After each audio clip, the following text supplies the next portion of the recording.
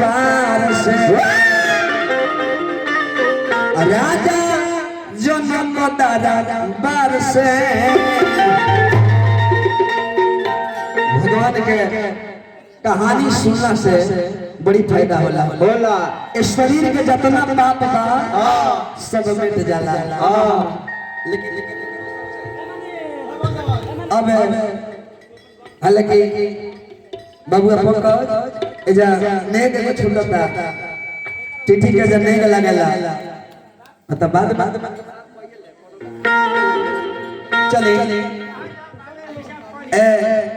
अब बात धवन पाती लेकर पहुंचल बड़े आ जाके अपना रानी लोग लगे पहुंचल बानी कहत अरे कोई से कि अरे आवया रानी हो अरे आवतनी नियारा अरे करे जला में साथी के जुराई तो ना दियारा कहे कि आइल बा जनकपुर से पाती हेरोनिया हो जुराई लो ना छाती पाती पढ़ के अरे जाते सूरज जी महाराज बड़ी खुशी बानी खुशी से आंख में आंसू छलकता कहत के राजा बड़ी खुशी बानी या हो रानी ए रानी हो रानी हो रानी तो खूबे लूटा सोना जाती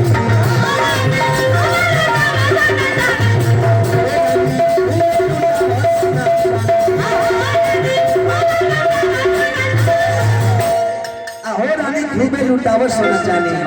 तेरा चंदा तुर ले बारे लगे धन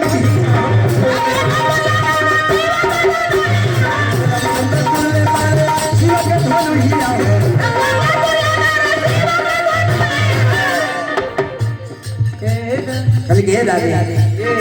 हम बनम समधि तू तो बनबू समधि हम बनम समधि तू तो बनबू समधि तो मिली जुली काटल जाई चाली अहो रानी पाती पढ़ के आई अच्छा ये का होता कबड्डी कबड्डी खेलता रहलो बाबूछ अब पाती पढ़ के राजा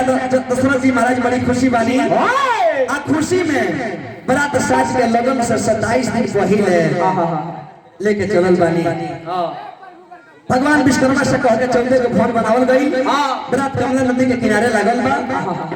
ओई जगह नगर के निर्माण भइल नगर का नाम पर विघ्न नगर ओही जब महाराज के ठहरावल गइल बा आइना तिलक के विधि होता कैसे ऐसे ही गाड़ी के रोवारे महादेव आना नाली बाई गजमतिया हो महादेव चौका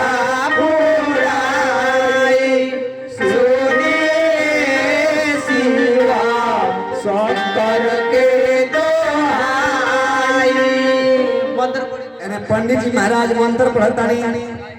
ओम जयंती मंगला काली भद्रकाली कपालिनी दुर्गा क्षमा शिवा धात्री स्वाहा स्वाहा नमस्तुते काली तौबा बैठले महादेव गइले आलासाई उठुका से बराली गौरा देवी लिया गाई